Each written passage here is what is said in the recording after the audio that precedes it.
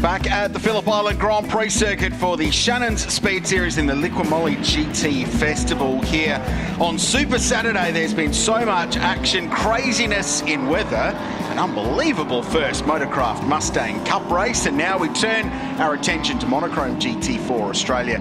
Cars are on the circuit on their formation lap. They're about to grid up 1 hour of racing, the opening race of a brand new championship season about to commence, with a whole range of different makes and models and drivers from all different walks of life having qualified earlier on today. Richard Crowell and Nick Percat with you upstairs in the commentary box in bright Phillip Island sunshine. Now, Nick, it's been a crazy day of weather. A lot of question marks in this Monochrome GT4 Australia paddock before the start of this race about what way do you go on tyres, and a lot of I talked to were maybe leaning down the slick option at risk of having to make a stop for tyres in the race. Yeah, it's a tricky one. Phillip Island's thrown it all at us, and we can finally see the beautiful view on the outside of turn 2 there of the ocean, so I'll curse it, we might get through this one with no rain. Well, that's the question mark, and everyone looking skyward and looking at the weather radar, and it's been an unpredictable day. Showers just moving across the circuit just when it looks like it's going to dry out. And this is a team down at Shannons Motorsport, the Adelaide-based team, that have decided that the wet tyre they sent the car out on, perhaps not what they wanted. So the lap to the grid, they've decided to put a slick on that car instead. So a quick change for the Porsche squad in car number 46. That's the aperitif Porsche 718 Cayman GT4. Ford Mustang's strong as always, and it's been Mustang and McLaren for all of the seasons in GT4 Australia, with BMW throwing in there and Toyota starting to make their mark as well. So this grid will have Tom Heyman and Cam McLeod on the front row. Let's go and set the scene right in the thick of the atmosphere with Greg Rust. Richard, thank you. As you know, in Monochrome Australia GT4, there are other classes to think about as well. We're with Jason Gomersall now, who's got a class pole, and you've got a very good driver with you as well for this, don't you? I sure do. I've got the right guy. So we're a little bit unlucky in the first one. Aaron was on a purple, and then went red flag, but I suppose everyone's got their stories. But yeah, P3, I'm pretty happy with that, and the pole for the class, so yeah. You were running, literally. We've just seen you run out to the transporter out the back helping the crew here. What was that for, and what were you looking for? Oh, we're looking for something in the truck that probably only Aaron knows where it is, so we've got to talk to Aaron, find out where it is, run and get it, so yeah, no, all good. And of course, this is about defending your Silver Am title as well. You and Aaron, all about going back to back. These tricky conditions, it is going to be a bit of a tall order. Oh, look, it's going to be tough this year. The competition has lifted, I think, in all the classes. So, yeah, we've got to work cut out for it. But it's a good start. You know, starting P1 for this one, and not a bad start to the next one. So, yeah, should be good. Certainly is. Just before we go back to the commentators, you can see over our shoulder here, a bit of last-minute work going on, guys, to the 46 here with the bulk of the field already gridded up. Let's take you back to Richard. Yeah, thanks, Rusty. So a few late-minute changes in tyre for this as the remaining few cars work their way through the grid. To show you how unpredictable the weather is here, bathed in sunshine, but at the Sunset Strip, which is a little tourist accommodation area, maybe 1.5 km from the racetrack. It's on the road as you're driving up from Melbourne. You turn off the main road to go to the Phillip Island Grand Prix circuit. It's maybe 1,500 metres from where we're sitting right now. It's pouring with rain. We can see it from here, but we're in sunshine at the circuit. That is the unpredictability of the Phillip Island Grand Prix circuit today, and it could be a theme for this race. But let's turn our attention to a sporting side of things, Nick. Heyman, great. McLeod, great in qualifying. Seaton and Dalton on the second row of the grid as well. It's looking like McLaren versus Ford, but never count out the BMWs in this category, and the Toyotas will look good as well. So it's wide open. 100%. I haven't seen a whole lot of what the Toyota Supra has done in GT4 this season, like, you know, to start a year in testing, but they've come out strong. You know, 2 cars in the top 10 there, good steerers in them, and I feel like they're in for a good shot. And you can never count out BMW. If they're going to do any sort of racing around the world, they're always at the front. So it's going to be interesting. We've got some pretty good drivers buried in the field with the Cam Crick entry. Had their little dramas during qualifying, and the Hughes car further back again. So I think we're going to see some movers and shakers, and seeing how quickly they can actually get through the field in dry conditions. Obviously, yesterday they ran in the dry, so they have a very good understanding of where they need the car to be in the dry. So it'll be quite interesting. And like you said, the the Mustang was very strong yesterday, so I'll be keeping a keen eye on those cars. Mandatory pit stop in these races, so there's a 10-minute window where teams can get in and out of pit lane for their mandatory stop, so we'll keep you apprised of that as this one plays out. First championship points already awarded. It's 1 bonus point for pole position in each of the 2 qualifying sessions. So Glenn Walker leads the way in the AM class. He got pole for both races this weekend. Daniel Frigas did a great job in that Toyota Supra. I went and spoke to his team boss Garth Walden, and he said, we're probably in the praying for rain camp from a Supra point of view, because the car was exceptional in the wet, but he said we'll take whatever we get, and we know that we've got a pretty speedy car. Daniel's out of 10 in this one, but right off the front for race 2 tomorrow.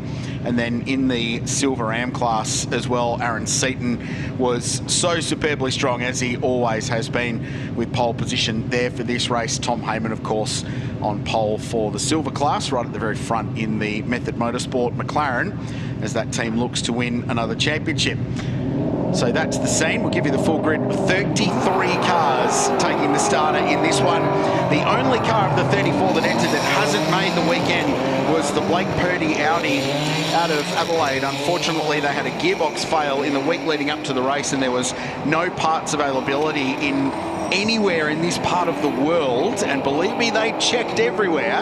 Australia, New Zealand, Asia Pacific couldn't find the bits they needed, so unfortunately that car was parked up before the start of the weekend. But we will see young Blake back for the back half of the season in the Audi R8. Regardless of that, we still have a remarkably diverse and competitive field in GT4 Australia. 10 Ford Mustangs, 6 BMW M4s, 5 GR Supras, 5 McLaren Artura GT4s, 4 Porsche Cayman 718s, 2 Mercedes AMG GT4s, and 1 Ginetta G55, which has been, with Dunstan behind the wheel, quite competitive actually, and inside the top 10 in qualifying for race 2. So that's the scene. Bright sunshine at Phillip Island, and what a field it is, with McLaren on the front row and Cam McLeod on the outside of it. Here's how they start, with Aaron Seaton and Lockie Dalton next. So the Mustangs have got numbers at the front of the field. Lockie Manif and Willie Exton out of 6. The Team Suter McLaren has been strong, and watch for the young Kiwi in this. Nick McBride, hugely experienced, out of 7th in the Toyota. Ryder Quinn, Caleb Patterson and Daniel Frigas, the 2nd Supra. Rylan Gray's out of 11 alongside Lockie Evanet. Tony D'Alberto and Blake Dowdle, the Kiwi, former New Zealand Formula 4 champ, out of 14th. Then it's Jay Murray, Sam Paley, the American, from 16 alongside Zach Suter, and Jake Camilleri just behind Paley's car in 18th place. Jed Murphy out of 19th in the Merc, sharing with Dad Jerry. Blake Tracy's out of 21. Jensen Shearer in that number 46 Porsche we saw in pit lane. Glenn Walker leads the AM Cup out of 23rd outright alongside Bailey Love. Watch for Jared Hughes in the Method Motorsport McLaren, 25th. Long way out of where that car should be. They were podium finishers, he and Summer Rintle, on 3 occasions last year. Came close to winning a race, so they're going to pass some cars in this one. Absolutely, and this condition probably suits them, because it's still a little bit dicey. There's some damp spots around, so someone with the experience like he has and the talent he has, it probably favours him. He can cold tyres, pick his way through before everyone gets a bit of confidence in their car in the first dry laps of today. So I'm excited to watch him come through the field and see where he's putting on all these passes. What a sight. Massive field. Oversubscribed this year, Monochrome GT4 Australia. It has become the category in which to play in Australian motorsport. And there's a stacked array of talented drivers, part-time drivers, drivers doing it for the love, family members going racing, stories everywhere, and a category that's allowed some new teams to flourish as well. We've been talking this weekend about Team Suter Motorsport expanding to 4 cars this weekend. Gomersal Motorsports there, multi-spares racing, right in the mix with Lockie Dalton off the 2nd row of the grid. So Aaron Cameron, fresh from that incredible drive in the Motorcraft Mustang Cup just before, gets an opportunity to catch his breath before jumping behind the wheel of the number 27 yellow and blue Ford Mustang. But it's Tom Heyman, the champ, out of pole position in that Method Motorsport McLaren Artura. Basked in brilliant sunshine at the Phillip Island Grand Prix circuit. Monochrome GT4 Australia will start a brand new season at the Phillip Island Grand Prix circuit. 1 hour of racing to commence round one of the championship. It's Mustang and McLaren at the front of the field. Everyone chasing. The brand new Monochrome GT4 Australia season starts now. And it's a good start, good launch for Cameron McLeod in the Mustang. He sweeps across the front of Tom Heyman, uses the torque and the grunt of the big V8 Mustang to drag in front of the V6 GT4 McLaren Artura. Heyman drops a couple of spots. Dalton up early as well, up into second place. Down to the southern loop for the first time. They're side by side behind Lockie Manif, squeezing the nose up there. Ryder Quinn was in the mix as well. He's in the orange BMW M4. In fact, he's up to fourth place. Really good start for the Queenslander. Everyone through the southern loop cleanly, and now the big task is to get them stopped down at turn 4. What a start. And didn't those Mustangs put their foot down and get on out of there? But everyone's well behaved at turn 4. A very good opportunity to pass, but good to see that it looks like everyone's realising it. It's a long race. The track's going to change, and they've kept it nice and tidy. This is Siberia and the exit and the run to the hay shed around the back of Phillip Island. This is busy in the middle of it here. The 21 car's got Tony D'Alberto behind the wheel. He's doing double duties this weekend with the Lamborghini at GT World Challenge, and a big issue for the Porsche. That's the Kent Quinn car. It's got Caleb Patterson behind the wheel. He was sliding around. There's fluid on the road. Something's got an issue and is dropping fluid, and a few cars spearing off at the hay shed. It's this car, the green and yellow stripe and organic protein entry. It's got damage on the left front. It's dropping fluid. Yep. A lot of coolant, I would suggest. And a couple of cars got caught out around that the hay shed at one of the sketchiest parts of the racetrack to do so. So, end of lap 1, big lead, Cam McLeod. The margin's 2.2 seconds over Lockie Dalton. Tom Heyman, pole sitter, is back to fourth place because Ryder Quinn's actually just slipped past in the BMW to third. Aaron Seaton in fourth place. Manif, Frugas up some spots to 7th from 10th. Exton down to 8th place. Then Tony D'Alberto and Nick McBride rounding out the top 10 at the end of the first racing lap. And I imagine there's going to be a few engineers and radios absolutely lighting up to their drivers, because the lead car is going to arrive at 200k an hour through the hay shed, and it's going to be extremely slippery. So as we go to a safety car. Yeah, so the BMW safety car will be called. That's understandable. Caleb Patterson, who's had a lot of experience in Aussie racing cars, is pulled off on driver's right on the exit of turn 11 as they come back round towards pit entry and the start-finish line here at Phillip Island. So we push pause on racing in this new season for Monochrome GT4 with Cam McLeod out in front. Whereas at this point of the road, there's a puff of smoke from that sort of midfield battle pack, and there were drivers skating around and a lot sideways. Remarkably, there's been some cars off, but they've all been able to drive out of that gravel track. And here it is. So keep an eye on the Porsche. He's sideways there. The moment. Great bit of car control from Caleb Patterson, but watch him behind. Big credit to these drivers. First off, they managed to avoid each other. And get back on the circuit. And that was the never-ending slide for him. Glenn Walker was off as well, and Jake Camilleri too in the Mobil 1 car. How was the catch from Patterson initially through the hay shed? And now, unfortunately, he can't get to the left to get into the lane, so he's done the right thing and parked it up, but that would have got his attention extremely quickly. The Wade replay showing all the action at the hay shed on the opening lap of the BMW safety car. The official cars of the Shannons SpeedSeries for 2026 on the racetrack for the first time in Monochrome GT4 Australia this season. What to unpick out of all of that? Yeah, and who said you can't drift a Porsche? Yeah, what a catch though.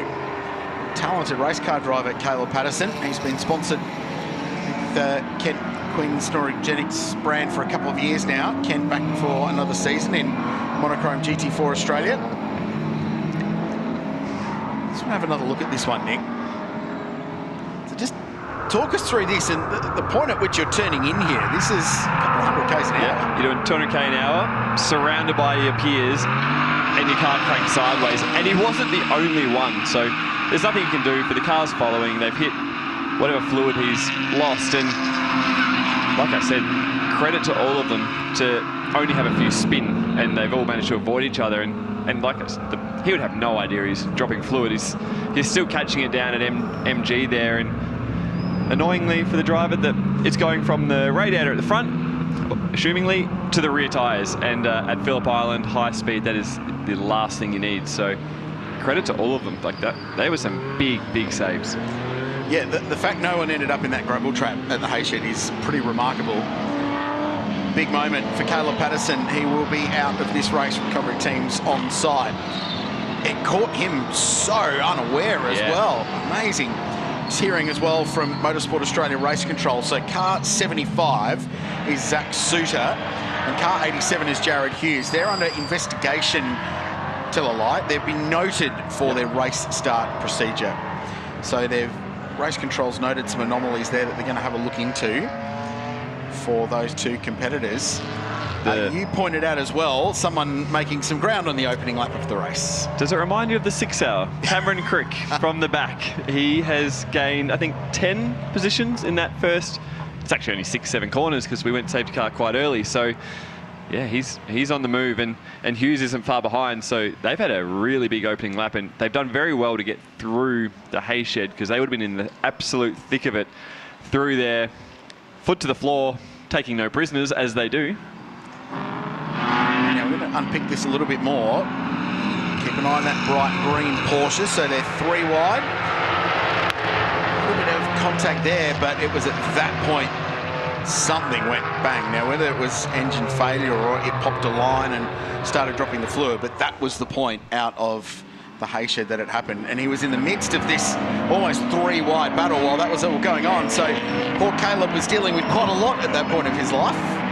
When it's going to happen at the best time, isn't it? So let's go to Rusty. I've just had a word, Crailsy, to Kent Quinn, who very sadly is packing up, obviously knowing that Saturday is done. And as you know, they were at the Bathurst 12 hour, the Quinn family doing that very special entry only a few weeks ago. Now, initially, Patterson was on the radio thinking it was a tyre, some sort of tyre issue with that car. Kent has obviously made clear what you both have been talking about in relation to the fluid coming out of. It seems like it's a radiator issue, but they don't, at this team at the moment, know what triggered it or why. Thanks, Rusty. You can let them know the car will be back to them very shortly. It's been recovered. It's being flat towed back to Shannon's pit lane now, so it's not far away from getting back to them. Sad sight for the 718 Porsche Cayman GT4 in the hands of TechWorks last year with Nash Morris and Zoe Woods driving. It was a regular contender at the front of the field, a similar Porsche. Always competitive in every form of motorsport they go to. Safety car will be in this lap. So about 3 Ks of safety car to go before we go back to racing once again.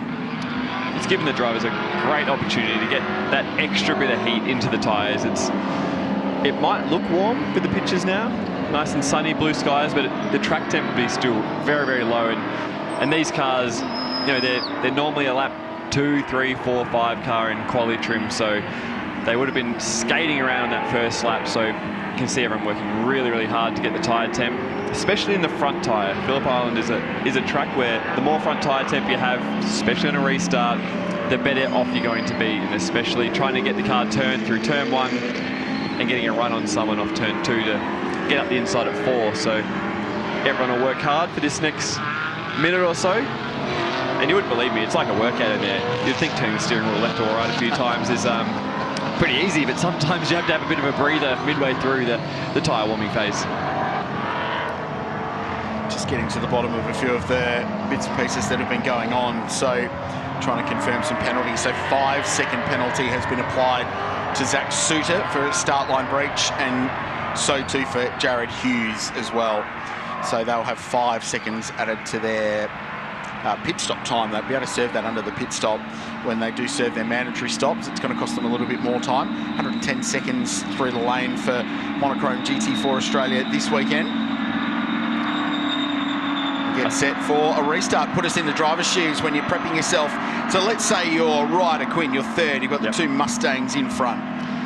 You are going to bury yourself under the rear wing of that Ford Mustang to get the best slipstream possible. So first off, you want to be close so you can obviously go with them when they decide to go back to racing speed, but the closer you are, the better opportunity you are to get a slipstream and a run down to turn 1. And it's always difficult here. It does get a bit of field spread, so he nearly needs to predict when the first car is going to go, which sometimes can be very difficult to do.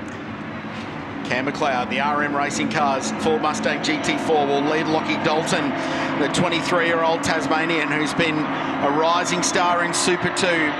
He'll be in the Supercar Enduros this year. For Multi-Spares Racing, he's got Aaron Cameron in his car, and then Ryder Quinn, who's a BMW junior driver, has made such an impact in GT4 over the last 18 months. Back to green flag conditions, 43.5 minutes on the clock. Good restart from the two Mustangs out in front. Side by side behind, though, Tom Heyman and Lockie Manif going wheel to wheel. The Randall Racing car is going to get up the inside of the McLaren. The BMWs and the Mustangs, so the heavier cars, getting their tyres switched on in these low grip conditions early, Nick, and it's just a little struggle for Tom Heyman in that opening lap and now on the restart. So he's dropped down from pole position back to 5th position. Yeah, it would definitely play a part. The heavier car will load the tyre faster, get that grip quicker. As you see Cameron Crick trying to round him up around the outside.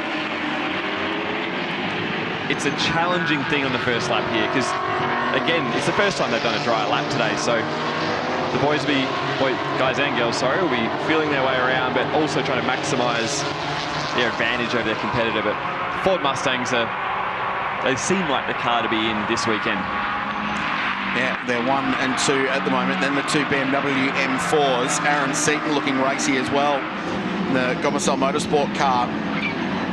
See Tom Heyman's car, that McLaren Artura. You can pick it because it's the shortest car of that group by a long margin. The sleek lines of the Artura, the Mustangs and the BMWs tower over it. They're physically quite big racing cars. And the McLaren's quite petite by comparison. Imagine being behind it. It's like when you pull up at the lights behind the truck. A pretty good tow, though, you'd imagine, if you're in a little car like the McLaren. So a racing lap down. McLeod with clean air out in front sets the quickest lap of the race. Lap records are 1 minute 34.4. It was set by Tom Heyman in that McLaren in 2024, the first year that Monochrome GT4 Australia was a standalone category. Had a pretty good weekend. That was also the first weekend, that was the first global victory for a Ford Mustang GT4 car that weekend. It was George Medicki and Ryland Gray that did the business, and they've since, that was the only Mustang in the field. There's 10 of them now. They've set a standard, haven't they? Talk about starting a trend. Great look over the top of Miller Corner, named after Australia's current MotoGP ace. And they come out of Stoner Turn and into Miller Corner and then round to Siberia. A great look down from the drone.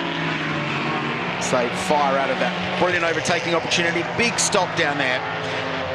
And then fire back around to Siberia. And then this high commitment bit of road through the Hayshed and then up to Lukey Heights. Heyman's car that McLaren does take a bit longer to fire the tyre up, you're right. And he's doing a great job to hang in 5th there. And he's clearly not going slow, but I think the back end of this lap, it looks like it's just starting to come alive for him. The middle sector is much better than the first, so hopefully we'll see him start to close the gap back up to Manif and put a bit of pressure on these front 4. Ryder's been the quickest of them all at the moment, in 3rd place in the Black Diamond BMW. He and Steve Jackie, his stepdad, they call themselves Thunder Buddies Racing, which I love. They're having a great time, but Ryder's time in GT4 has opened the eyes of the factory to his ability as a young driver, and he's become part of the BMW Young Driver program in their GT squad.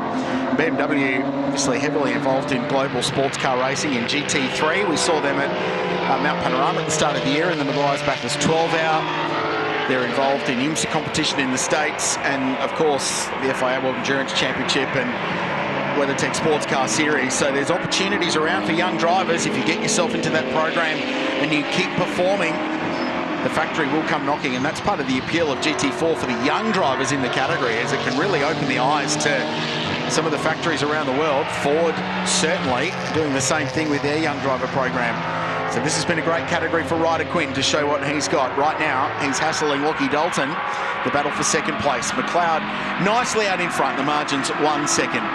Lockie Manif in 4th place behind Ryder Quinn, and then we go back to Tom Heyman and Aaron Seaton in 6th. So Quinn and Manif are 1 and 2 in Silver Am. The Am class being led by Nathan Callaghan in 22nd place in their Porsche. He and his good mate Chris Lillis have been racing together for a long time.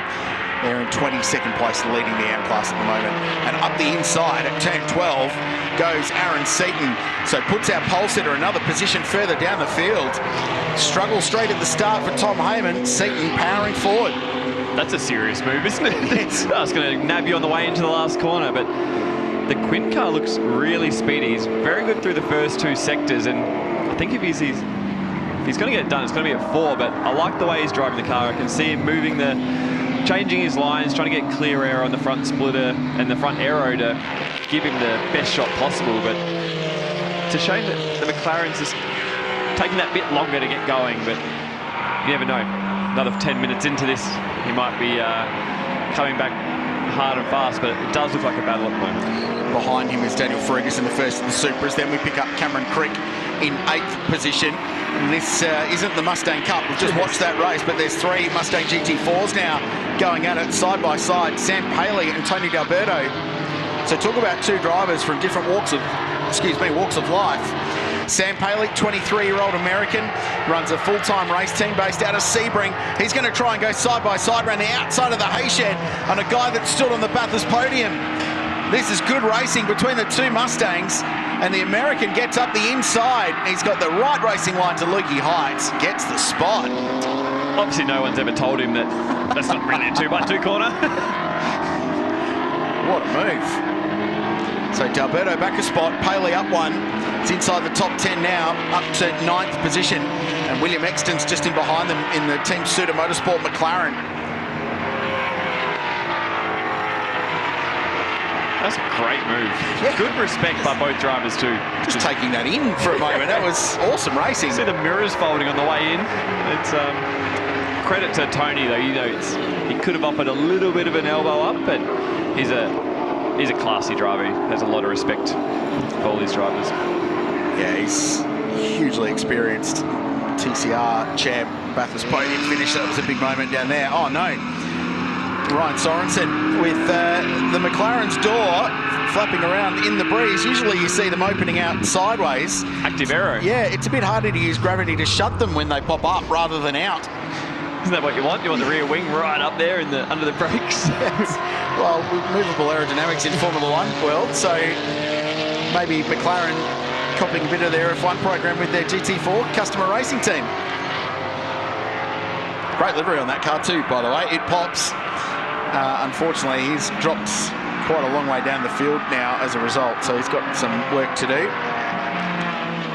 Car 1 of Aaron Seaton. He's in a bit of clear air here, but he's just starting to light up the timing monitors by being purple in Sector 1 and tracking this lap to go extremely fast. So I expect to see him on the back of these BMWs quite quickly. And he's one that could actually, he would run with Cam McLeod if he, started alongside him. In what is now fully dry conditions, and the lap times are reflecting that. So 35.2 for the leader, 35.5 for Dalton. The lap time for Aaron Seaton was 1 minute 35.4. So that car's quickest lap of the race. And there's Ryder Quinn still sitting in 3rd place, but plenty of colour on our timing screen with personal best lap times happening. Might be a timing issue as well with Cameron Crick's car. It keeps tumbling down the leaderboard, but the Mustang's still very much in the mix, the D.A. Campbell Transport racing car. They've shifted across to Method Motorsport to run that program. Chaz Mostert's rapidly expanding racing car team now. It's got customer cars up and down this Monochrome GT4 Australia grid. He's done a very good job with his Method Motorsport team. You get the runs on the board and you show what you're capable of doing, and clearly he has people bashing down the door to be involved with what he's got going on there, which is really cool to see. And I know when he first started it, probably a little bit nervous of how it would go, but to his credit, and I know his partner Ree helps quite a lot in the background. They've done a very good job there with Method Motorsport. Not far away from the pit stop window opening as well. The question is, when do you take that pit stop? Now, there's not a massive over or undercut kind of scenario in GT4 racing, but in 10 minutes you can do 3 or 4 laps of the Phillip Island Grand Prix circuit. So if you're in traffic, if you're in the back of a queue, you might take that opportunity to pit early, make your mandatory pit stop, and then rejoin the competition. Rusty? And just to your point, Krause, a lot of drivers are now ready to go. So George Miedicke's just got his helmet on, for example, and we're all part of a group chat that gets messages, key messages from SRO, from the governing body, if you will, or the management body of the sport, and they have reminded all teams that all time penalties must be served before you commence pit stop activities, including the driver change. So that little reminder just going out for those that are subject to a penalty. It's a good point, Rusty. So those 2 cars are Zach Suter and Jared Hughes. So they've got 5-second time penalties to be applied for race start breaches at the commencement of this race. So basically, that means they'll get to the box, they'll stop in the pit box, nothing can happen for 5 seconds, then the team can start to work on the car, change drivers if they've got 2 drivers, and make any other changes they need to do. And that pit stop window opens very, very shortly. And 5 seconds feels like an eternity. So it probably doesn't sound much for the viewers and people listening at home, but if you go sit at the traffic, that was a great move up the inside. Right at Quinn. That came from miles back. I looked out the window and just saw this flash of BMW flying past. So that's a serious passing move. There was just no telegraphing that or anything. No. There was no sign that that was coming. What a great move from Ryder Quinn. He put on a remarkable drive at the Bend last year, started miles back. He basically started in Victoria and ended up in Adelaide. It was a huge drive, and he put on some great moves, and now Cameron fights back, or Dalton, sorry, fights back and has a look down the inside at turn 1. They're going to go side by side down there, the Mustang. Here they go, and Lockie Dalton gets the spot back. So as a result of that, Dalton got a really good run out of turn 12, and it allowed him to use the grunt of that Ford Mustang, towed up alongside the BMW and got the spot. But if you're Lockie right now, you know Ryder is going to send it from downtown. So even when you got margin, you're going to have to look at blocking. So I think this is not the last time we're going to see these 2 side by side today. It's a battle going on behind as well, because Aaron Seaton's caught Lockie Manif in the fight for 4th and 5th place, 2nd and 3rd in the Silver Ram class. So there's good scraps everywhere you look in Monochrome GT4 Australia. He's got another run. This category last year, just when you thought things were settling down in a race, it would explode. Excellent. Somewhere in the field, there's always a fight. Great entertainment. And this is Seaton. So Manif just a little bit wide. And here we go. So side by side and in front. This time Dalton was up to the job and defended, covered his line from Ryder Quinn. And the same happened just behind. It was almost a carbon copy. Manif put the car down the inside into MG, and Aaron Seaton needed to find a long way round, which wasn't open to him at that point. Be interested to see if Seaton looks like he's got a very good run onto the straight here. If he can get in the slipstream of that BMW and you know, complete the move what he saw Lockie do 1 lap earlier. Bit of defence into turn 1 though, stops that. First mandatory stop underway. That's the Morris car of Nathan Murray. We've just heard from the team that that car started on a wet tyre and they've elected to put a slick on. That would have been a pretty long opening stick. Yeah. This doesn't. Wet tyres on a dry track do not feel great. The other thing to factor in here is the pit entry at the Phillip Island Grand Prix circuit. The control line where you've got to get to 40 k's an hour is a long way out from where the pit lane actually is. And yesterday, 7 drivers got pinged in practice for speeding in pit lane. And there was something like $1,200 worth of fines issued by race control as a result of that. Now, you get fined in practice for speeding in pit lane, but it's a sporting penalty if you speed in pit lane in the race, so much more costly. Maybe not out of the wallet, but certainly in a battle for a trophy at the end of the race, which, as we know in motorsport, is much more important. Exactly. So they'll need to be careful when they attack that pit lane to get in.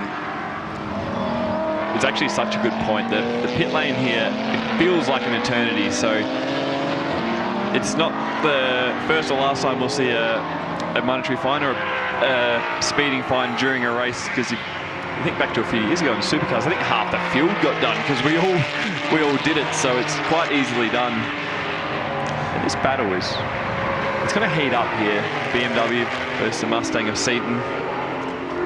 Just nip around Nathan Murray there, did a good job, stay out of the way. I wonder if that cramped Seaton's style just a little bit, because he was having a bit of a run there on Lockie Manif, the Randall racing car, and Lockie has a big wobble on the exit of turn 1 as a result. Just a little bit offline.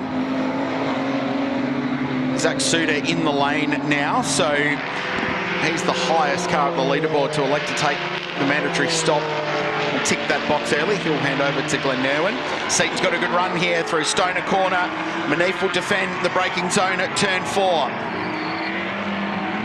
And it covers your line, but it compromises the exit. There it is, the classic Phillip Island over-under. Aaron Seaton's done that before. Nice pass, and now Suter tries to send it back up the inside. Manif, correction, in the Randall car it was. Couldn't quite get it done. Aaron Seaton +1 just before he hands the car over to his good mate and co-driver Jason Gomersall. And Aaron's been chipping away at that move for 4 or 5 laps now, and he just got close enough into 2 that Manif didn't kind of maximise his exit and then put himself under a lot of pressure. And then Aaron has had more lap speed in the last period of the race, so he knew if he broke quite late up on the racing line, he'll be able to get the over and under done. And credit to them, there was no paint exchange, and Manif into Siberia did the big fake show the nose, and probably a little bit dirty on himself for getting over and under. So you try and throw a big fake move up there and see if they run off, but Aaron will truck on now. He's been really, really fast. Is that why you do that? When you do that big send at Siberia, is that purely just to get into the mirrors of the car and go, come on, might just make a mistake? Absolutely, and especially when you get done in a move that you're like, should have known. You're a bit dirty on yourself for letting that happen, and it's hard because you're in the midst of the battle, you're on the edge of the braking, and you just get frustrated with yourself. So yeah, you throw the big fake move, and Siberia is a great one for it because there's multiple lines and ways to cut up that corner. But this is Ryder Quinn on the back of Lockie Dalton. It's the fight for 2nd and 3rd, Rusty. Suter, who's the stop's just been completed. I mean, your take on what happened at the start there. What went wrong? Well, from the start, I just shut the start. I couldn't see the lights, and then I was looking through Jay Murray's car in front of me and just sort of thought that I could had a good spot on them, and silly error, I just thought they went out, and I jumped out, and then I realised they were still on. So very rookie error for myself, and apologise to the team, but only a 5-second penalty, and we'll box on. Just quickly, what's the car like at the moment, given that we've now got sort of beautiful blue sky above us? Yeah, it's good. We just probably had high pressures, thinking it was going to be a bit patchy at the start there, and it was pretty dry. So we had a bit of a difficult car to handle towards the end of the stint, but I think it's probably the same for a lot of people. So yeah, all good. It'll be good for Glenn now. Well done for putting your hand up. Thanks, mate. Yeah, mate. Thanks. That's the pit lane speed limit line we were talking about just before. It was absolutely nailed by Lockie Dalton and Ryder Quinn, who ranged up behind the Ford Mustang in front. So 2nd and 3rd on the road into pit lane for their mandatory pit stop. Tom Heyman follows them in as well in the McLaren, and the American Sam Paley. So McLeod out in front. Now we are getting some word through that there could be a penalty coming the way of our race leader, potentially to the tune of 10 seconds for a breach earlier in the race. We'll get to the bottom of that with our team at Motorsport Australia Race Control. Meanwhile, Multispares Racing go to work, and the Multispares car talk about exchanging good for good. Lockie Dalton out, Aaron Cameron gets in for the back half of this race. It's a very handy lineup, isn't it? Yeah. Especially with the form that both drivers are in, and obviously Aaron Cameron's got a lot of confidence at the moment, and he's off the back of just getting one up over his teammate in the Mustang Cup, and he'll be out there to try and close the gap to that leading Mustang here of McLeod. And if he can catch it, passing it is the next issue. So I'm curious to see his lap speed. The outlap will be crucial for him, and at this point he's just sitting in there. Probably feels like an absolute eternity. The team bleed the tyres down to get back to the optimal tyre pressure, and for the driver it's just sit and wait. And you think sometimes you pull up at the traffic lights and the car ahead of you doesn't go straight away, and you think you've lost a lot of time there. When you sit in pit lane, it feels like an absolute eternity. So he now trundles down the lane, spotting the pit exit line so he can take the pit lane limiter off and get back out on circuit. Cam McLeod continues onwards. Aaron Seaton is in the lane. Lockie Manif in the lane in the BMW. Cam Crick as well. Daniel Frugas in the Supra. D'Alberto Evenet right at the very end of the pit stop window. Oh, this is big. Love having a look up the inside of the Ginetta. Dunstan behind the wheel there. It's 28th and 29th on the road. But this is Monochrome GT4. There are battles everywhere you look in this category. Love's just trying to probably recover a bit after his excursion on the fluid on lap 1. Dusted himself off. Yeah, looking forward to the pit stop to hand over to the old man and have a little breather after that. He's still catching his breath after an off at the hay shed, but it's one you walk away from. It's a good one at that part of the world. Actually, we need to get a comment fresh out the car, I think, and see how he's feeling. So more try. That's Ryland Gray from the Shelby Power Racing, Dick Johnson Racing driver, jumping out of the JMG car, number 67. So that was 8th position when he went into pit lane, hovering around the top 10. Hands over to his co-driver. Taylor Bryant will take over the Supra for the back half of the race. Cam McLeod pushing this one as long as they can. Rusty. I'm just with Ryder Quinn, who's just jumped out of the car. Man, we were impressed with that pass there before. Where did that come from? Which one? I mean, the starter was like, we were like 3 wide or something around the outside, which was hectic. And then, yeah, the pass on Aaron Cameron, I tried my best. But yeah, we just couldn't make it stick going into turn 1. So I think, guys, all in all, the BMW M4 GT4 has been absolutely fantastic all weekend. It's just been about really the driver. We've been trying a few things out here at Thunder Buddies Racing. It's our first round, so it's yeah, all gone pretty good. Just quickly, you have done or chalked up some frequent flyer miles, going to Europe and doing some things with BMW. Tell us about that with the family and how much that might be helping. Yeah, it's fantastic. I mean, the whole opportunity there in the BMW M Racing Academy for 2026 is a massive opportunity, and I'm super grateful for that. And yeah, we have been going over to Europe and whatnot, and I got a few more trips planned, which is going to be fantastic. Yeah, I mean, I just can't thank everyone enough for getting me here. Now it's about putting the work in and trying to stay here, I guess. Redefining, send it. We love it, mate. Thank you. Thanks, mate. He does send it, there's no doubt. Cam McLeod out of the race leading number 227 car. It's waiting for the mandatory pit stop time to tick over, and then they'll leave the lane. How do you feel if you're Mason Harvey? Yeah, no pressure. Yep, debut into the category. Rolls down pit lane, leading car, about to go toe-to-toe with none other than Aaron Cameron, who's currently coming down into MG and about to start his run. So he's going to get to him at a high speed, but this car will resume in the race lead. The margin before the first cars in that leading group stopped, and these were among the earlier stoppers, the Multispares racing team, was about 5 seconds, so they had that up their sleeve. Harvey exits the lane.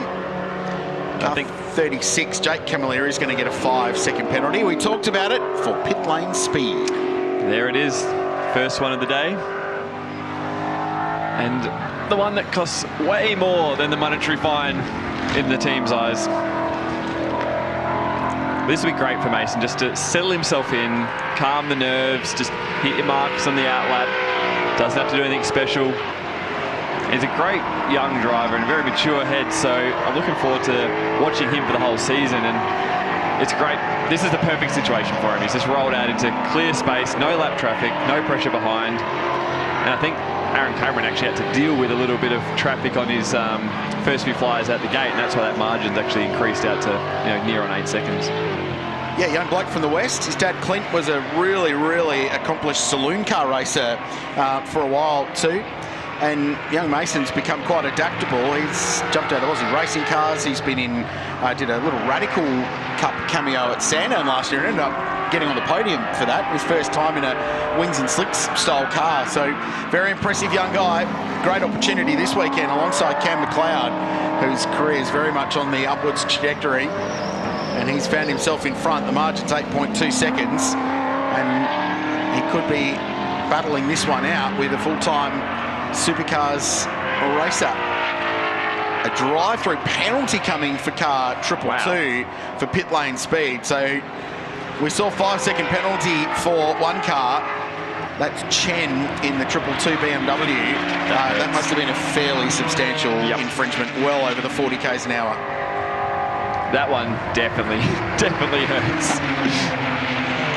But that's all, you know, this level of racing and a lot of rookies on circuit and new to Phillip Island and new to these cars. It's simple things when you arrive down there and you might get a little bit flustered and the adrenaline's pumping and you just delay where you realise the pit lane limiter button is. It sounds very simple, but when you jump from different cars or you're new to it, it can be an easy thing to trip you up. So it's one that I've always made sure I know where that button is. It's one of the most important ones besides the start button, but you try and get the team to highlight that with a bit of, you know, fluorescent tape or something around it to really make it stand out.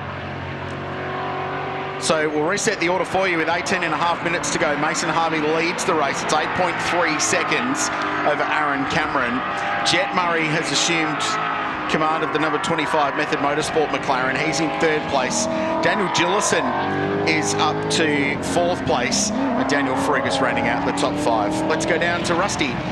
You can see the Jason Gomersall, Aaron Seaton car is about to be pushed back in the garage. That's Glenn Seaton, in fact, behind the steering wheel there, just helping to move it along. Now, I've had a word to Jason on the 2nd lap after he rejoined. Something has let go. It came into the pit lane at quite high RPM. It's something driveline orientated. It just would not keep moving or keep driving properly. It's a massive shame. Thanks, Rusty. Gomersall Motorsport car that was right at the front. Great drive. Aaron Seaton early, and the boss only gets a couple of racing laps. I thought Mason was going to ease his way in. No. Straight on the money. Straight on it, which is, he actually drove my J&D Toyota 86 at evaluation day late last year because he was looking at his options and he drove that extremely well and didn't put a foot wrong, and he works with a young driver Chase in our karting team as a driver coach. So now I'm seeing him live in race trim. It's a privilege to have him involved with J&D and what he's doing with Chase in WA. So credit to him. It's not easy to roll straight out there, especially, again, first dry laps of the day. Yeah, really impressive. So too this battle with Daniel Fergus and Daniel Gillison just in behind. So Fergus, as we watch the Warren Mining car of Jed Wallace just moving up, Jack Wallace I should say, up to 6th position. Dean Campbell next in the line. So Fergus has been really good in that GWR Toyota Supra. He's racing on his own this weekend. Their plan was to run 2 drivers in this car this season, but Daniel going to run the first 2 rounds on his own, and then they're going to work on a plan for a co-driver for the back half of the year. But this guy's come out of Formula Ford racing. It's his 2nd season in Monochrome GT4 Australia and got up to speed quite quickly. And with Tim Berryman, who drove with him last year, they had a couple of really great results in the back half of last year's Monochrome GT4 Australia season. To Chris Stubbs. Thank you. Just catching up with a champion in Monochrome GT4 Australia, Lockie Maneve. Lockie, new partnership this year with Jacob Lawrence. How's it going? Yeah, it's a huge opportunity for me this year. I'm just so thankful to the Lawrence family and the Randall Racing team for having me by. I mean, Jake is an exceptional bronze-rated driver, and I mean, to drive with them in this new BMW is really exciting. So, yeah, certainly a strong showing. Obviously, the field's got massively competitive this year. You know, when you're going to qualify, you're up against 20, 25 silver drivers. I mean, the BMW's been beautiful this weekend, and really happy with the race there. Unfortunately, we lost a heap of time in the pit stop. Had a car parked right in the middle of the pit lane, so that's lost us 10, 15 seconds. I mean, a bit tough, but just really thankful to be with these guys. Lockie, you are one of the coolest and calmest customers here in the pit lane, but I think I did spot you walk up and have a chat to the team. I mean, that's pretty costly. The car was a fair way out of the fast lane. Yeah, I mean, you can even pan to the green markers. They leave in the pit lane of exactly where to park, and he's half a car out. So, I mean, yeah, it's really tough, but yeah, I mean, we'll push on, and still got a long way to go, and Jake's, I guess, in contention for the class podium, so fingers crossed. Good luck. Thanks, Chris. Chris Stubbs talking to Lockie Maneve in Shannon's pit lane. A good update from a fiercely competitive race car driver. More pit lane penalties coming through. car number 1. Well, it's not going to affect them. They've got a 5-second penalty. Yep. That's the Jason Gomersall, Aaron Seaton car. So Aaron Seaton's come in after making some great moves. He's got penalised for speeding. He's handed over to the boss, and the car's then broken. So it's not gone particularly well. One way to get out of it. Yeah. It's not gone well for that squad. So Harvey, Cameron, Murray, the top 3. 2 Fords and then a McLaren. Fergus in 4th in the Toyota Supra. And Daniel Gillison next, the vastly experienced Kiwi. So filling in for Steve Jackick behind the wheel, the Black Diamond car number 3 after that great start from Ryder Quinn.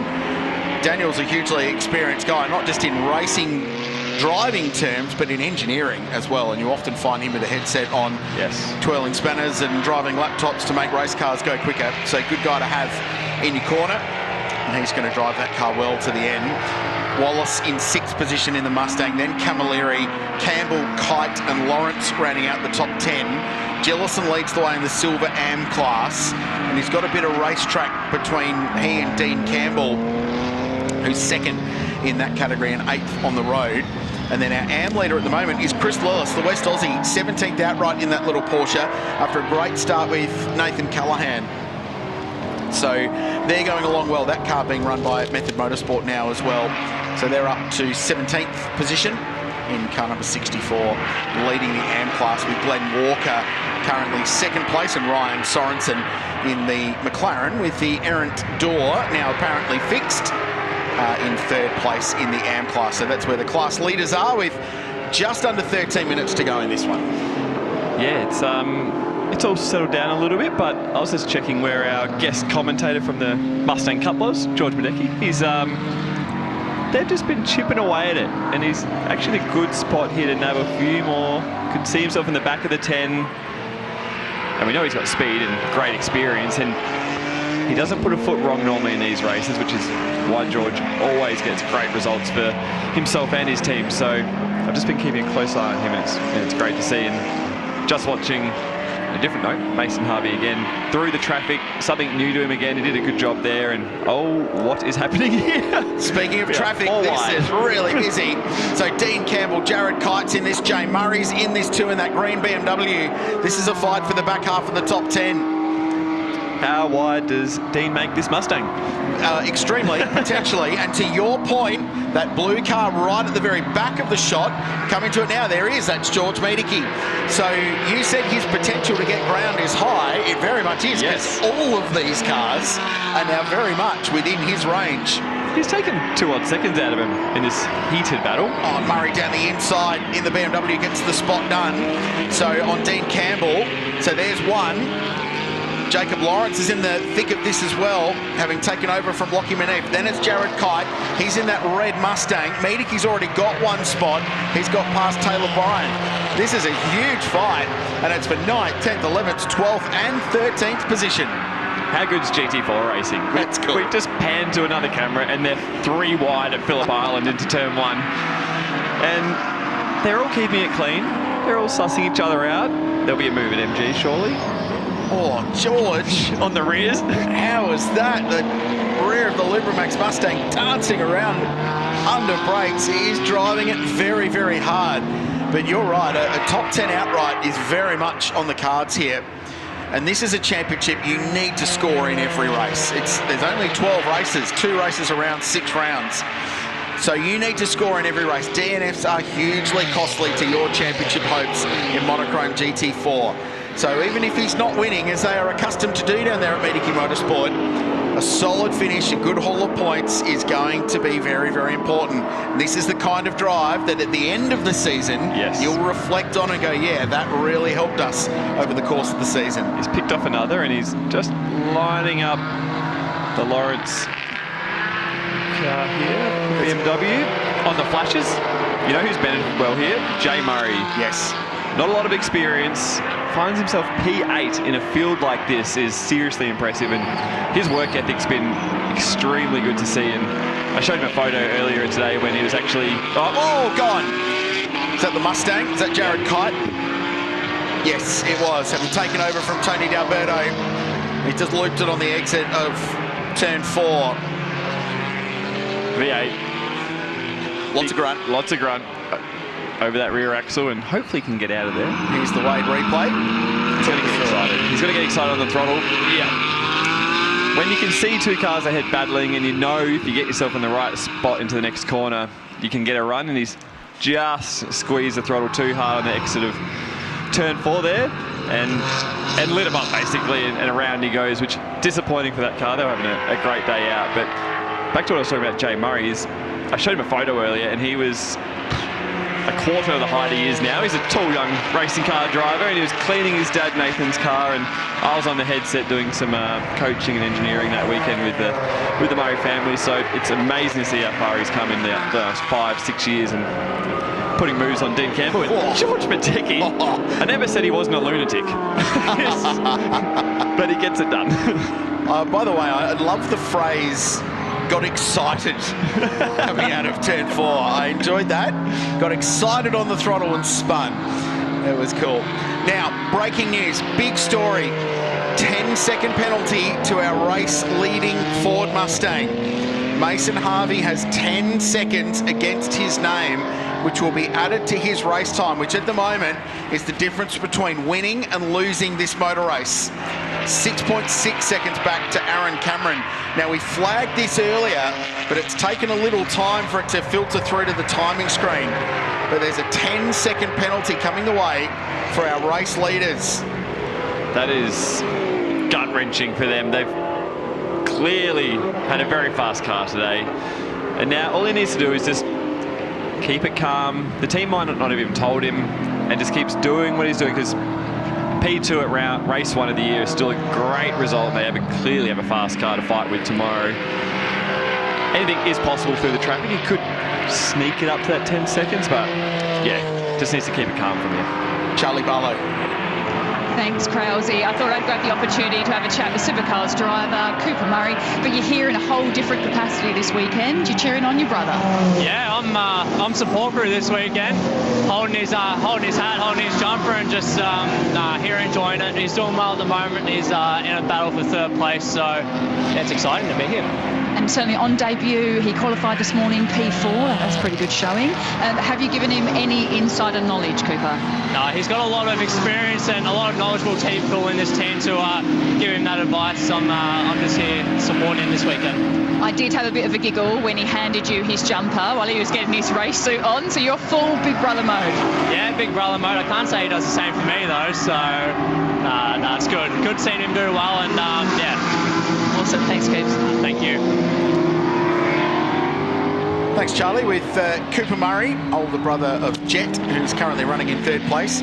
Coop's had a pretty horrible start to the Repco Supercars Championship, if we're honest, but he is a fast driver, and there are a few little green shoots at the Grand Prix of pace from the Total car there at Erebus Motorsport. But cool to see him here. Jet's been racing in New Zealand over summer in the New Zealand GR86 Championship, so he's pretty battle hard and ready to go. And he's driving that Method Motorsport car really well. Having said that, he's in a battle with Daniel Frugas for 3rd spot in the race, and this is that. So this is Murray being chased down by the Toyota Supra.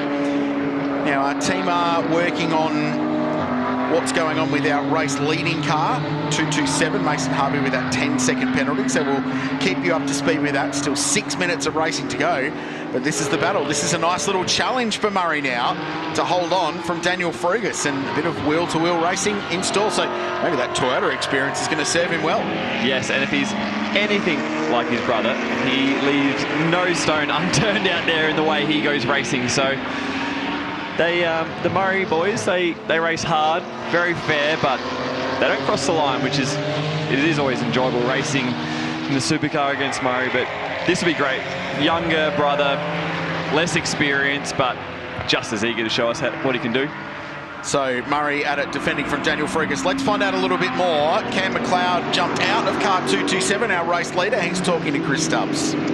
Thank you, Richard. Yes, race leader at the moment, but we're not sure if it'll end that way. Cam, the 10-second penalty, your reaction to that? Yeah, 10-second penalty. I'm not too sure how they worked that out, but yeah, basically they did a BOP change, and our weight box is full, and they wanted more weight in it, and we can't put more weight in it because it's full. So I'm not too sure what's going on there. I don't know how the other Mustangs are made weight or what's happening, but it's clear that we're, the fastest car.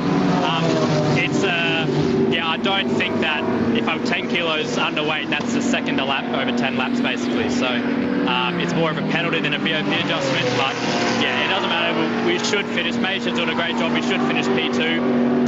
But yeah, I think we'll fix it up tomorrow. It's clear we have a really fast car, and Mason's doing an awesome job. So big thanks to the whole Ford crew and yeah, Brett Pears and everyone. That's it. That's the silver lining of fast car. And you guys are both doing an outstanding job. It's a busy weekend for you. You've been pulled from pillar to post. You're also, of course, in the Motorcraft Mustang Cup. How much did you enjoy that, the debut for that series? Yeah, I don't know about that Mustang Cup race one. There was something those GRM cars are doing that I was like 8 seconds a lap slower or something absolutely ridiculous. So, yeah, I'm not too sure. It's just one of those things. Maybe we didn't get it set up right, but I don't see how it's set up to be 8 seconds. So, but anyway, I think everyone's doing a great job, and yeah, Chris Ward from Ford's here, and you know, he's cheered me along and helped me out, and the support from everyone from Ford is fantastic to do Mustang Cup. They've all, you know, helped out to do that, so it's very good. Mate, it's another day tomorrow. You still could very well be on the podium, likely to be. Great job. Yeah, awesome, thank you. Well, it's a bit to unpick from all of that from Cam McLeod. Nicely done by Chris Stubbs down there in pit lane. So 3.5 minutes to go. The margin's 7.5 seconds. So only needs a few things to go very right, Mason Harvey, or a few things for Aaron Cameron to go wrong for this result still to be very much in their favour. And this could be it. A bit of lap traffic here or there. The leader gets to it first, but then Aaron Cameron's going to get across them as well. So it doesn't take much in Monochrome GT4 for the results and the margins to change very, very quickly in such a busy racetrack. Speaking of busy, the smoke has been coming out of the steward's computer as well, because there's penalties pouring in. There's a lot of investigations going on for pit stop procedural issues as well, and some penalties being issued for those. It's sort of first day at school stuff, isn't it? Teething and procedures with, you know, a lot of these teams at this level, they don't have full-time staff like you have in, say, GT3 or supercars. So you do need very good procedures in place for the guys that come in. You know, we call them a weekend warrior, but they're a professional mechanic or engineer doing a very good job, but it's not their normal habitat. So they do need that first day, I think, to just dust off the cobwebs. And it is hard. It's a difficult pit lane. There's stuff going everywhere. You've got driver changes, and knowing what you can and can't do can be quite hard to understand. But they'll tidy it up overnight, and they'll have their little debriefs tonight and understand what they can and can't do better procedurally. And I'm sure we'll see that tidy up tomorrow and, you know, into the future rounds. So clock continues to tick down. The margin ebbing and flowing. We talked about lap traffic. Well, it's actually worked against Aaron Cameron, because the margin's gone down to 6.1 seconds now. So it is closing down a little bit, but Harvey needs to build that margin out if he wants to hold on to this race win. At the moment, though, he would still be second.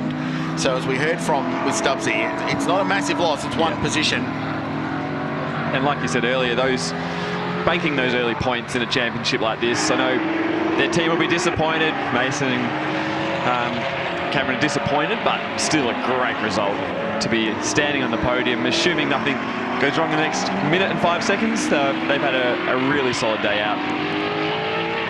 Should be last lap of the race, we're being told, so not far away.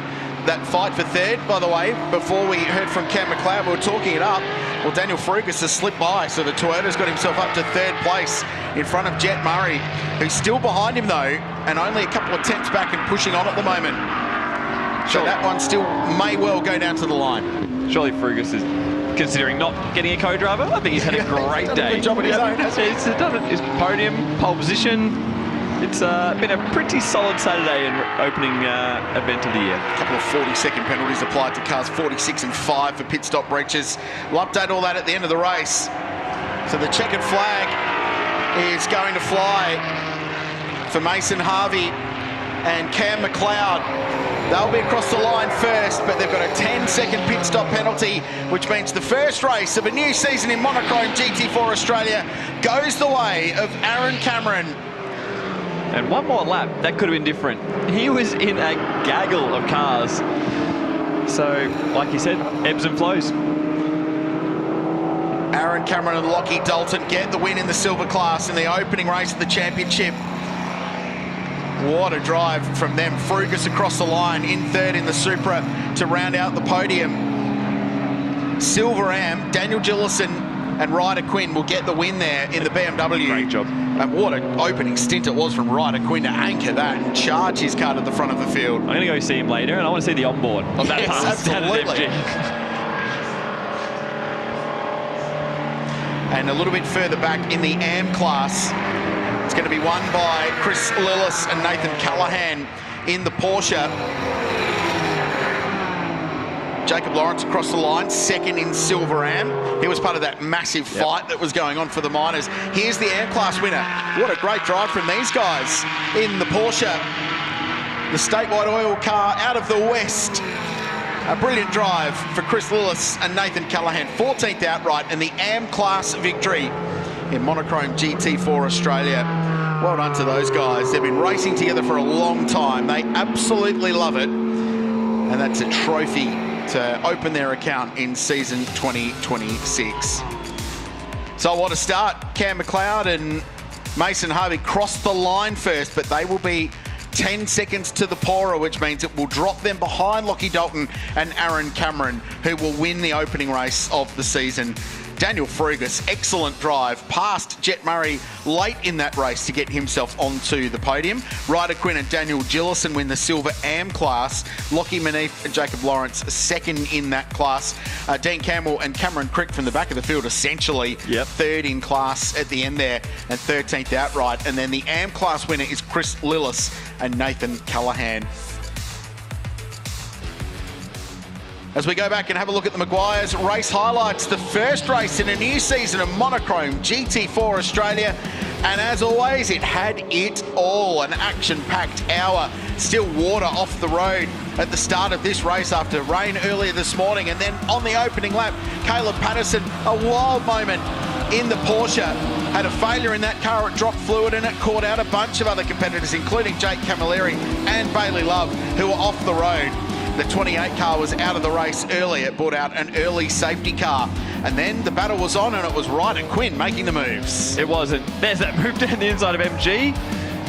Maximum commitment, which is what we love to see about this category, and just didn't quite have enough of an exit off MG to hold on to it and got done again at turn one. Yeah, great over-under racing here. Lockie Dalton with good drive off and wrestled that position back, and those moves were key to anchoring where those guys ended up finishing the race. The mandatory pit stops unfolded. Oh, it was the all's good sign from the team as the 227 car left the lane, but as they left, a 10-second post-race penalty was applied. They crossed the line first, but Aaron Cameron and Lockie Dalton were the ones that get the maximum points from the opening race of a brand new Monochrome GT4 Australia season. Multi-Spares Racing, the Queensland squad on top to open the account for the brand new season. And they've gone down to the victory lane to celebrate an entertaining race. Not a bad day for him. Very good day indeed. Motorcraft Mustang Cup by half a tenth and slightly more comfortable 3.7 seconds in Monochrome GT4. Rusty. I'm just waiting to move in and have a word with him there. Congratulations. At what point did you realise you might be able to take away the top spot? Yeah, I knew prior to the race that they were potentially going to get a penalty, which is pretty crap, to be honest. It's not really a win for us. It's a win for Mason and Cameron. They did such a great job today, and there's nothing they can do about what the SRO and G4 want them to do about the weight. So I think it's pretty crap. We'll take the win in that, but it's just disappointing for them because they really deserved. They both did a great job today. So yeah, we're going to tune up our car and make it a bit faster tomorrow. Very, very quickly, mate. Ripping day for you. That was a wonderful photo finish a little earlier on too. That was wild. Yeah, me and Jimmy had so much fun there. So we'll be going through the onboards and watching that. So yeah, really fun in the Mustang Cup and obviously having a great time in the GT4 Multi-Spares Mustang. Cool. We'll bring in Lockie Dalton here, who's going to do the quick hat change. Hey, congrats. Nice way to kind of kick things off for the season. Yeah, it looks good on paper, but you don't like winning like that. Those boys drove a better race and they were quicker, so they probably deserved it. But yeah, anyway, it's a good result, but bittersweet as well.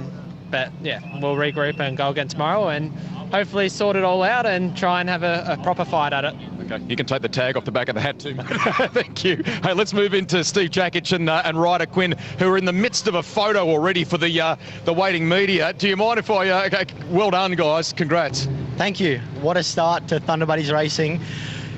Wow, incredible. Tell us about the drive, that back end of the race for you. The back end was pretty simple for me. Ryder did all the hard work at the start, passed a few cars. I just got in the car and just had to mind the gap, so it was pretty easy for me, and that's great. Lots better out there when it's dry.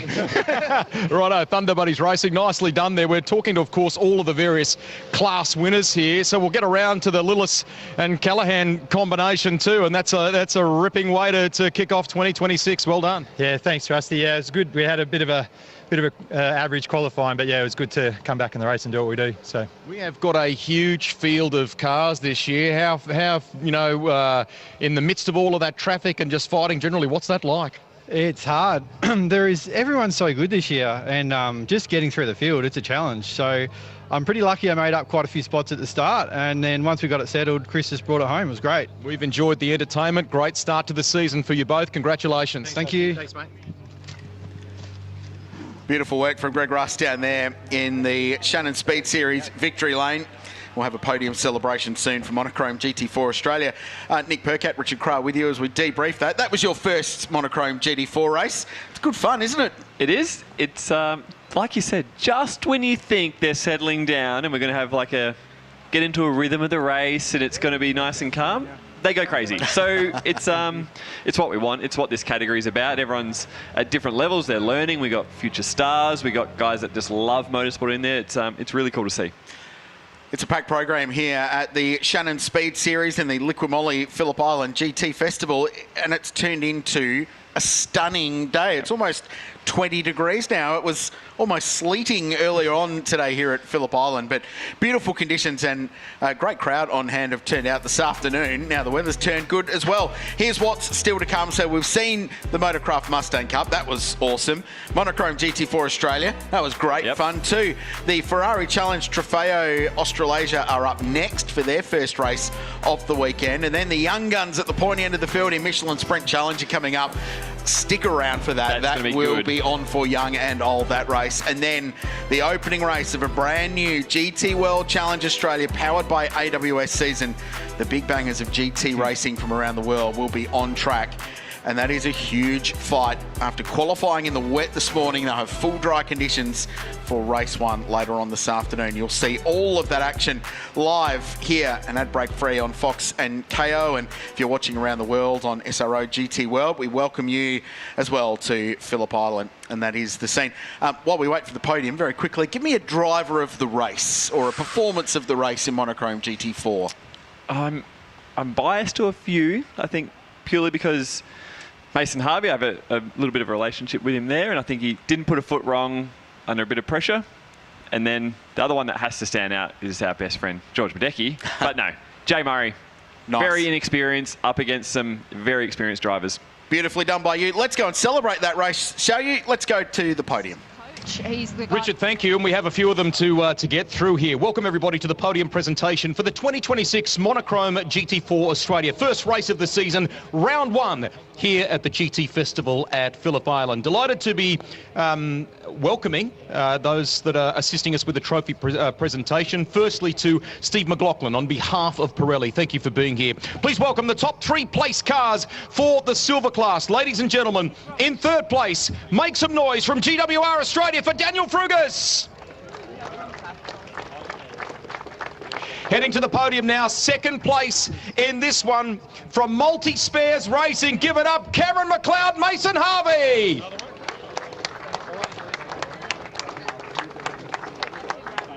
And we'll welcome our first place combo now from Multi-Spares Racing in the 27, Lockie Dalton, Aaron Cameron.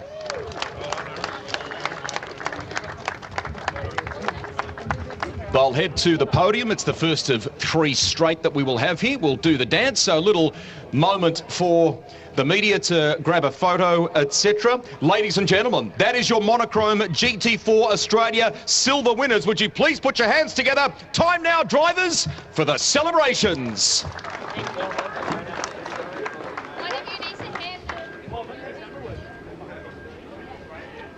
Get ready there for a reset. We are nearly ready to welcome our top 3 place cars in Silver Ram Cup as the champagne continues to spray. We'd like a little bit more grunt in that. Here we go. We'll let them do that. All right.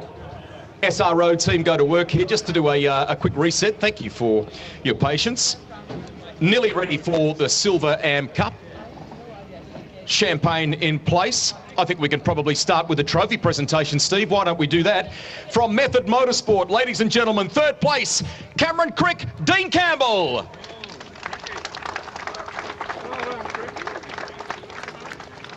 Now let's deliver the 2nd place trophy for the Silver Am Cup from Randall Racing. How about it? LIQUI MOLY, Jacob Lawrence.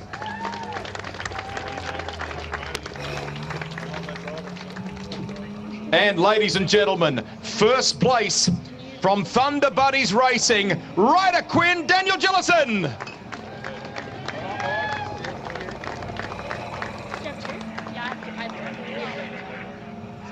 I think I might have said Steve Jackich in the interview there before too. My apologies, Daniel. So, ladies and gentlemen, that is your Monochrome GT4 Australia Silver Am Cup winners. We grab a photo of the moment. One thing remains, drivers, with that lovely champagne at your feet. Time for the celebrations.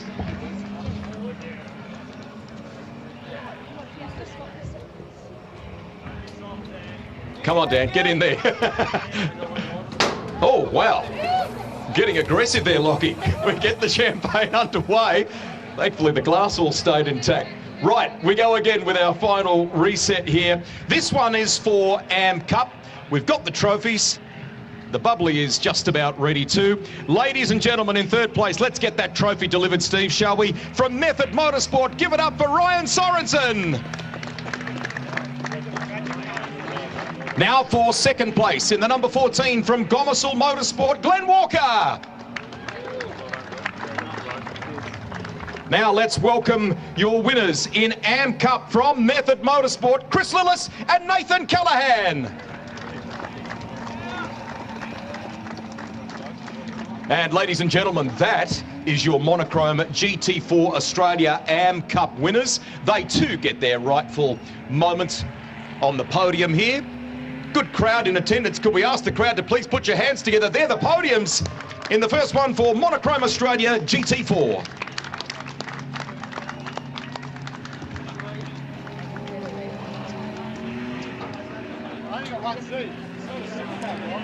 Thanks, Rusty. Nice work down there. What a start. What a start to Monochrome GT4 Australia. It is what a day it is here at the Shannons Speed Series and the LIQUI MOLY GT Festival. And it's all coming at you quickly this afternoon. A short break after it. Ferrari Challenge Trofeo Pirelli Australasia coming your way next.